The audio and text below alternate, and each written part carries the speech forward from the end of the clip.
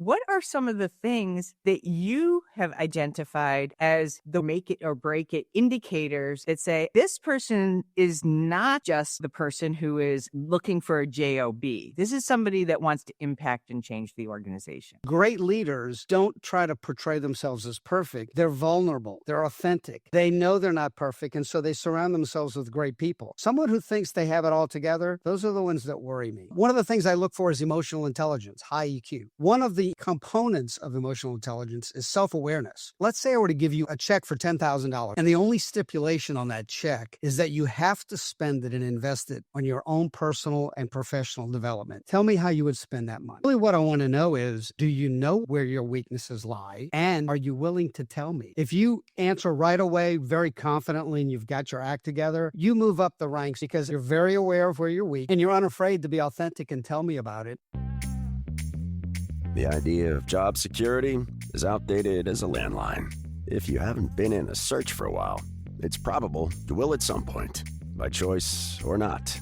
Most executives admit to staying way too long or sense what's coming and justify staying anyway. Here, there's another reason. The faulty belief that navigating to what's next will inevitably be worse and has to suck. Screw that. Lauren Greif has spent a lifetime in corporate and executive search, calling bullshit on stale career advice that most still use. This is Career Blast in a Half, the career podcast for executives ready to cut past outdated career advice to fuel your outcomes now. So let's go. In a former life, I was a recruiter. I was a recruiter at one of those big, prestigious, worldwide, global, billion-dollar companies. And over the course of time, I was being called all over the place, sometimes by candidates, a lot of times by our client partner, and of course, internally.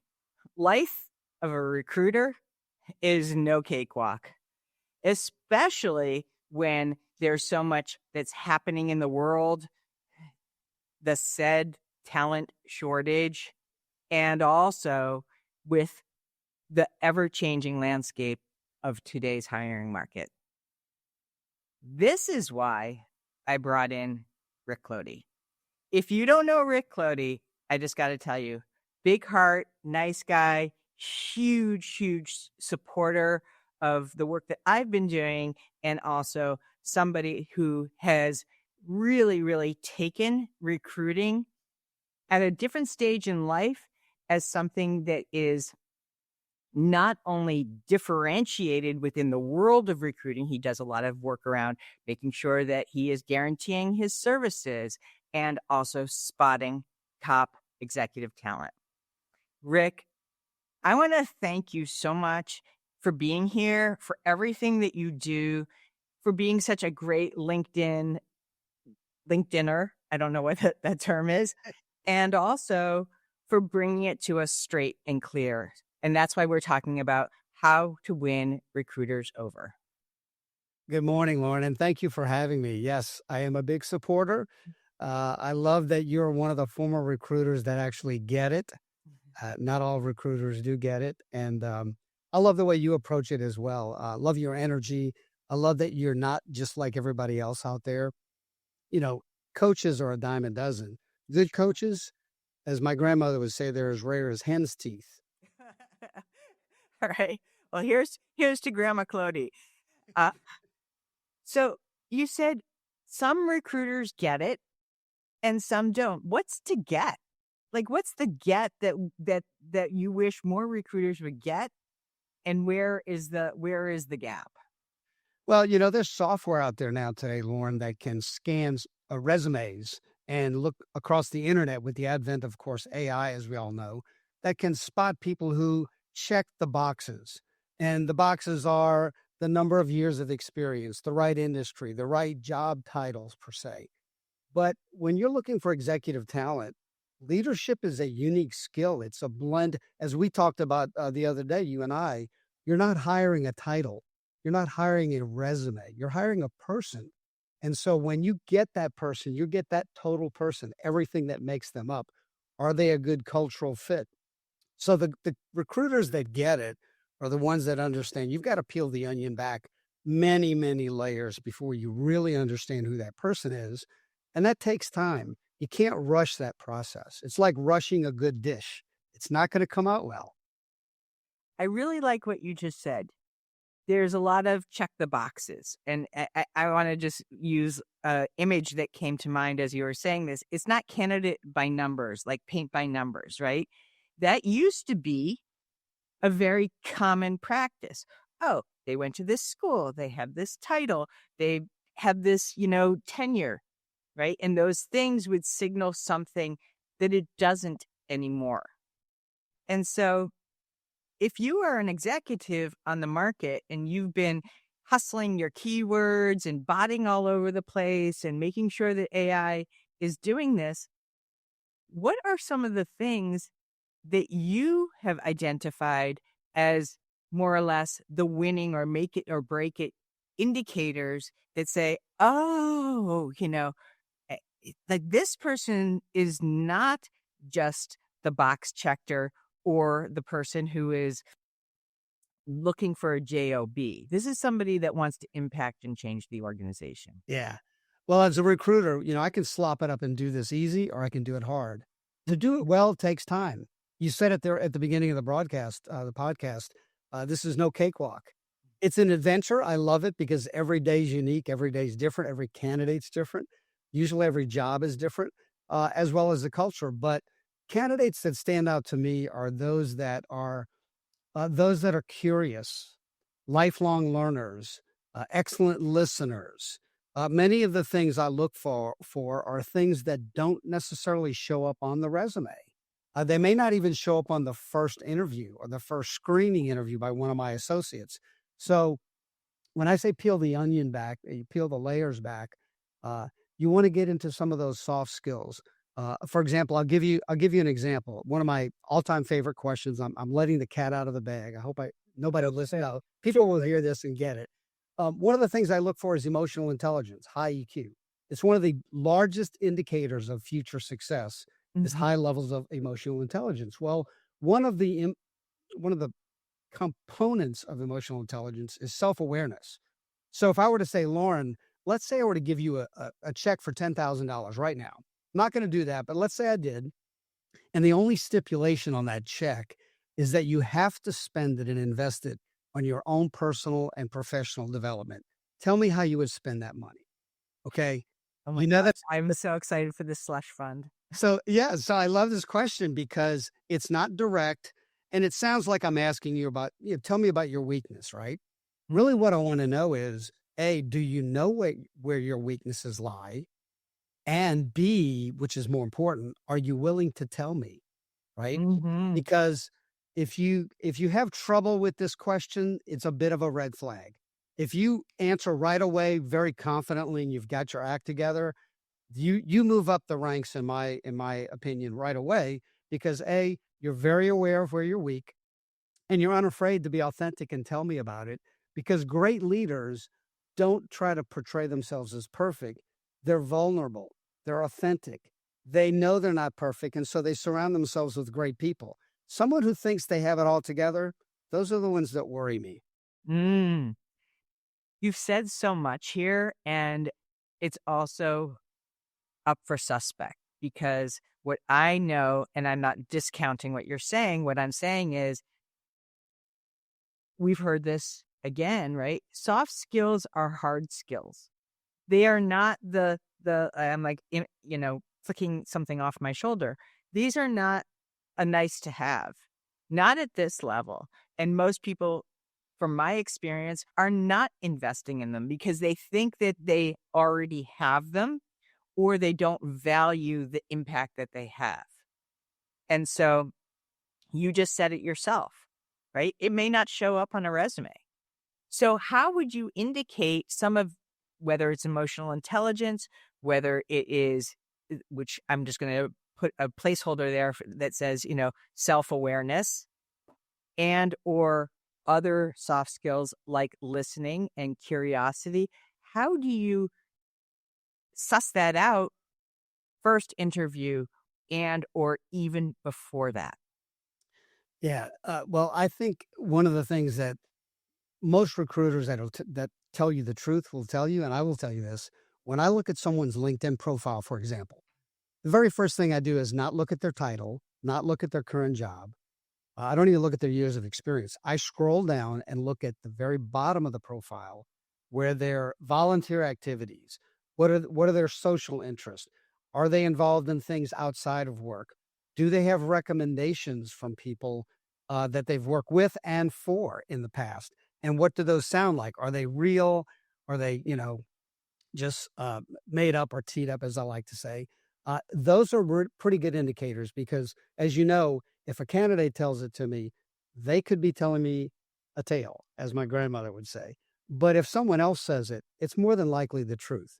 And especially if many people say that, which is one of the reasons I encourage executives to solicit recommendations. Uh, Everyone has someone that would recommend them. But if you have it in writing, again, it's hard to argue with someone else's words when they are sincerely telling you what a wonderful person this is. Or I like to say, you're hiring the whole person. Is that person all work and no play? Are they single-minded? Some roles require being single-minded, but most leadership positions, especially at the CEO, COO level, you get your job through to other people. So if your relationship skills are weak, because your leadership skills will be weak. And success leaves clues. The clues are you've led the local, Volunteers of America. You've donated money and your personal time at the local rescue mission, whatever it might be. That tells me you have a heart to give. You are a servant, not just someone who looks to be served. So I love when people are loaded with recommendations. And are you looking at both the ones that are received and the ones that are given? That's a great question. It's better to give than it is to receive. And one of the things I've learned is I have given far more recommendations than I've received. But I suck at asking for recommendations. I just don't do it. But you know what I've noticed, Lauren, is every person I've ever asked was more than happy to do it when I ask. So get over yourself. Ask people for help. You can't do it yourself. You need help. You need a coach. You need a recruiter that can help you. But you remember the movie, I think it was Cuba Gooding was in. He said, "Help me help you." Remember Tom Cruise said, "Help me help you." And you have to help me. You have to work with me, right? If you have a great skill, but you can't articulate it, you might as well not have it. It has to be something you understand, you can articulate, and back it up with real life stories that are proof that you possess that skill. And metrics, yes, metrics. And metrics, always. And those have to be on your resume as well. So shout out to, please, if you don't have a more recent log of recommendations, I want to say start writing them and watch what happens. Yes. Because the law of reciprocity can kick in very quickly. So don't worry about the ask right now. Start with the giving. And that is one of the things that is super evident, but a little bit more nuanced. And I love that you go down to the bottom. I want to address this quote unquote myth that we were talking about right before the show. I run into this. I'm confident you run into this. I call this the do me request. Hey, here's my resume. Help me out. Like I need a job fast, or like I'm looking for this. What have you got? What have you got? So talk to us about how our candidates and folks in the market can do right by recruiters, because there's a lot of recruiter dissing, right? Oh, they don't call me back. They're not necessarily that responsive. But where are you needing to draw the line? Because there's only so much that you can do. Where and how should folks on the market come to the table so that you can help them, help show them how you can help them? Yes. No, I get it. You're right. The myth out there is that Send the resume to a recruiter. You're a professional. Okay. It's like a parent sending their kid to school, and for 15 or 20 hours a day, you mess with the kid, and then you think the school can fix them in a couple hours a day. They can't. Nor can I magically make the perfect job appear, right? So I call it make it easy to do business with. Okay. Mhm. Does your profile have your email and phone number? Are you clear about what you're looking for? You'd be surprised how many times I talk to executives who are in transition, and I do it all the time. I've been that person, so I know what it feels like. I know the emotions. When you're going through career transition or you're managing your career, you want that next new adventure. It's both an exhilarating and terrifying time. And it's primarily because of the uncertainty. It's exciting because you get to write your own ticket. It's terrifying because sometimes you've never done it before. Maybe you've been poached from every previous company and now you're actually looking and you don't know how to do this. Well, you need a Sherpa, you need a Lauren, you need a Rick. Okay, but we're not going to do it for you. So the things that you can help with would be make it easy to contact with, stay in touch, be interesting, not just interested. Okay. And build your brand. So your brand is everything about your today. One of the things about recruiting that's changed these days is everyone has a social footprint that we can all go out and find. So I don't necessarily check all references early in the process, but do I poke around? Does our team poke around in your social media? Absolutely. Because more jobs are lost than are won. Mm. And so avoiding those pitfalls, the things that you really don't need to have out there for public consumption. But the way you can work with a recruiter is be clear about what you want, be clear about what you've done. And if you're looking to do something different, be clear about that, articulate that, explain that. And then I also will ask, when I'm working with a client looking for candidates, I'll say, are there any cultures or companies you want me to stay away from? And you'd be surprised. There are companies that say, no, I don't want anybody from XYZ company. They have tons of resources and they're just, the people that work there have a one-track mind and we want more creative types. Okay, that's all those things. The more information you give me, the better equipped I am. So don't just say, here I am, I'm great, look at my profile, get me a job. It's, what do you want? What are you looking for? How quickly do you want it? Are you looking for a change or do you want to stay in the same vein? A lot of executives I talked to today are in career pivot. Right. They're pivoting to a new industry, maybe to a new title. And some titles, we're going through a phase with this whole AI thing. It reminds me of the '08 mortgage lending crisis, Y2K, the advent of computers. This is a revolutionary time. So, but the skills, the top 5 to 7 skills all leadership candidates should possess, and all my clients are looking for, they're pretty much the same. List those 5. Yeah, right off the top of my head would be, and I agree with you, they're not soft skills, they're hard skills. One would be emotional intelligence right at the top. And there's 4 or 5 components, self-awareness being one of the ones I look for. Someone who is a very good communicator, both orally and written. Everybody puts that on their job spec, but demonstrate it. Do you practice it? Do you work on it? Are you honing those skills? If you can't get up in front of a group and speak, you're not going to be hired as a leader. So that's an area we can all improve in. Toastmasters, training. I look for people who are lifelong learners.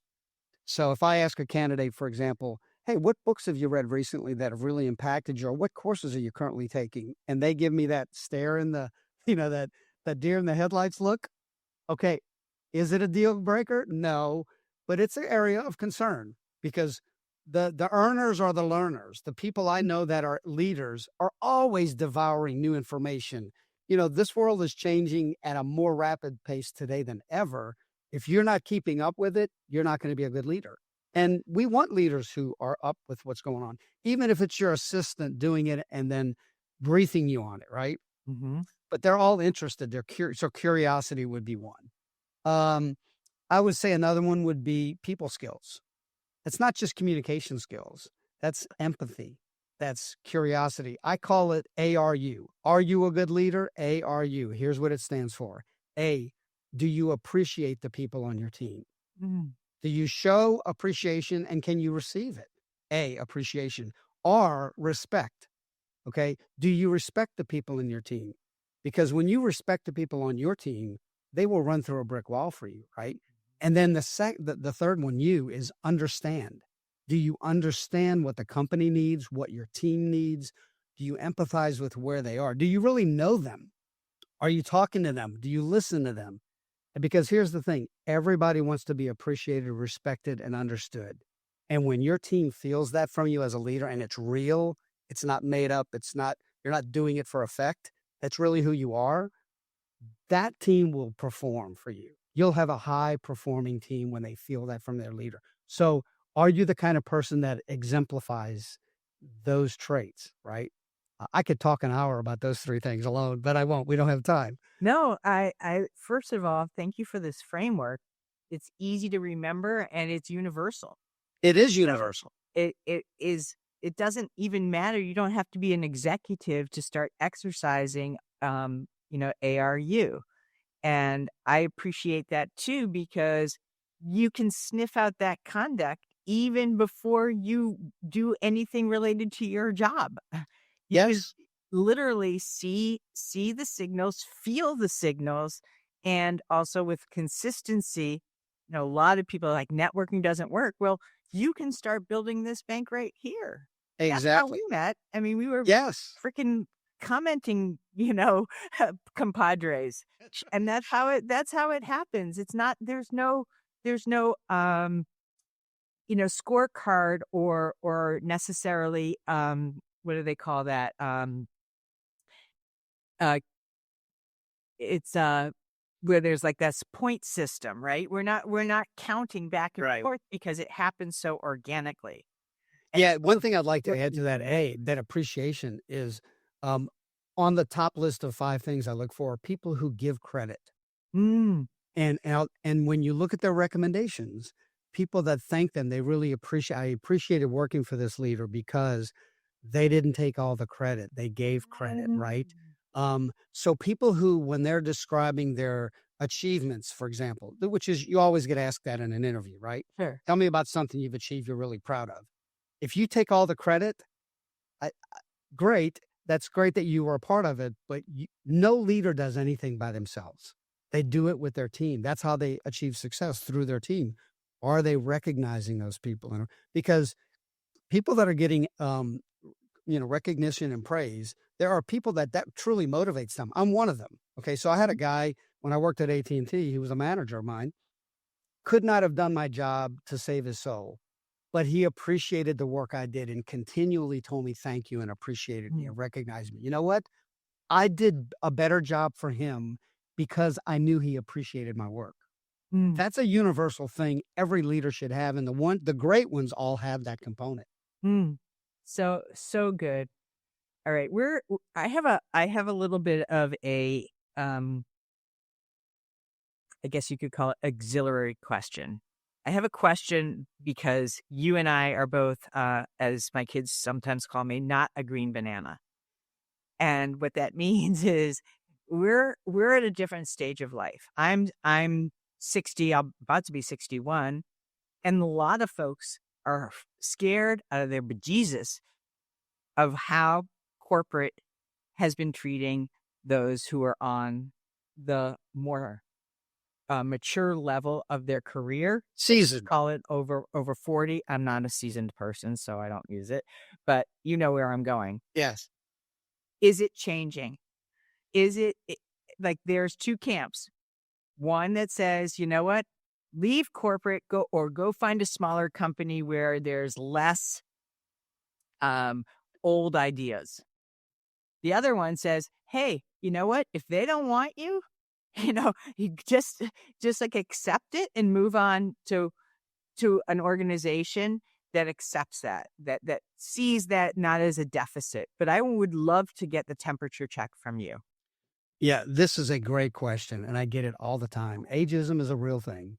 The demographics at a macro level are such that the boomers are retired, or the end of the boomers are beginning to retire, not just the boomer generation. Right. And that brain drain, that intellectual property that's walking out the door, almost none of the companies I work with have done a good job of building up mentors or mentoring that next generation.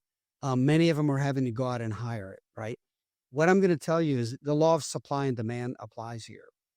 There's not enough of that next generation. Now, when you get down to like Generation Z, there's a ton of those coming up. It's going to come back up, but we're in a kind of a down cycle in terms of just sheer quantity of talent.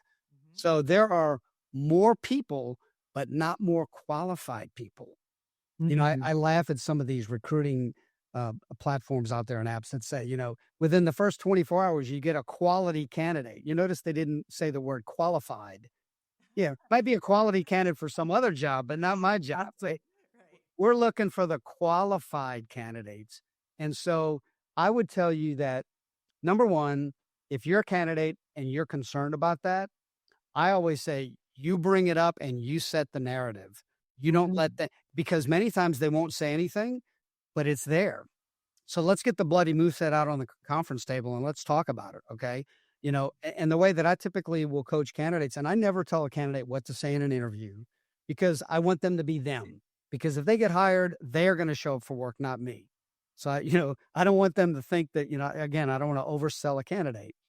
But I tell them, I say, if you think there's an area of concern, whatever that might be, in this case, let's say that you think I've had a client one time tell me, we're looking for somebody we've got a lot of runway. A lot of runway is code for young. Okay. Right. So I immediately retorted to the client and said, okay, Mr. Customer, given the choice between the most highly qualified candidate and the one with the most runway, which of those would you prefer? And of course they say, well, of course we want the most qualified. Great. That's what I thought you said. So given that, I'm going to bring you the best qualified candidates, regardless of anything else, age, sex, religion, family, religious or whatever. It doesn't matter. You want the best person who can do the job. Because, by the way, I'm an outside agency recruiter, but my records can be audited just like your HR department. We can all go to jail if we break the law, and I'm not going to do that, okay? So, and by the way, I want the best person who'll stay there the longest. Now, here's the other myth. Not only is if you're longer in the, you don't have as much runway or you're longer in the tooth, whatever phrase you hide it under, the people who know what they're doing, there's a myth that I'm going to hire this person and they're going to stay for 10 or 15 years. Okay. The average person coming into the workforce today will have 12 to 14 jobs in their lifetime. No one is staying 10, 15 years anymore, anywhere. Right. So get over the fact that you need somebody who's got 15 or 20 years to give to you, because wake up and smell the coffee. They're not going to do it. Okay. Right. Let me translate that. So 12 to 15, is that what you said? 12 to 15? Yes. 12 to 14 is the... So the latest turnover that I have identified is about 3 years, 3.5 years. That's spot on for a CFO for any C-level. Right. So what that means also for anybody who is like thinking to themselves, this is going to be my last job, more coffee to wake up for, right? This is not going to be your last job if you have 10, 15, even 20 years left. Right. And this is also shout out to career agility, right? This is, if you don't start to apply a lot of what you've said, most of what you said, all of what you said, you will be back in this position after you check the box and get a JOB. That's right. And here's another element of what we're talking about right now, Lauren, is someone who's been around the bush a couple times. You asked me, what are those top 5 things I look for? One of the things I look for are people who have faced adversity and overcome it. And they can tell you the story and articulate not only what happened, what they did, and what the result of it was, right? In that order. Because when I see a perfect resume, a person who's never been in trouble, never had a problem, born with a silver spoon in their mouth, so to speak, went to all the right schools, have all the right jobs, they scare me a bit. I want somebody who's been in the fire and has the singe marks on them, and they've lived to tell the story, right? No wonder we're friends. Yes, because those people, there's only 2 kind of leaders, those that have been in trouble and those that are going to be in trouble, right? If you've been in trouble and you've survived it, you must know something that maybe I don't know. I want those kind of people around me. Right. And what you said about putting the bloody moose head on the table with your age, vulnerability and emotional awareness, right? That's exactly right. Same right here.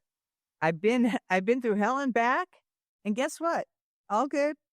Like, Yes. it's going to show up again. It's not like, okay, I often say, it's not like the market's going to get easier. Oh, it's because of the market. Well, it's not going to, there's not going to be a better time than right now, because it's not that the market is going to all of a sudden revert back to, hey, easy apply at this level.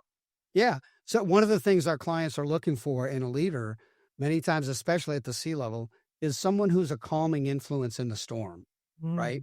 And so they don't panic at the first sign of trouble.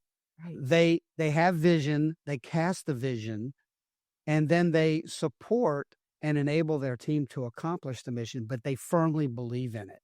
So, I heard a real famous person one time tell me, when you feel like you're talking about culture too much and your vision, you've probably just gotten started.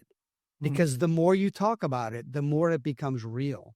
If it really is inside of you, a good leader casts vision and then supports the team to accomplish that mission, almost like a cheerleader or a coach. But if you don't believe it, they will know it. So you can't be a fake. Right. They'll sniff that out. Rick, Kloete, I will be forever grateful for not only this conversation, but for being a standout recruiter.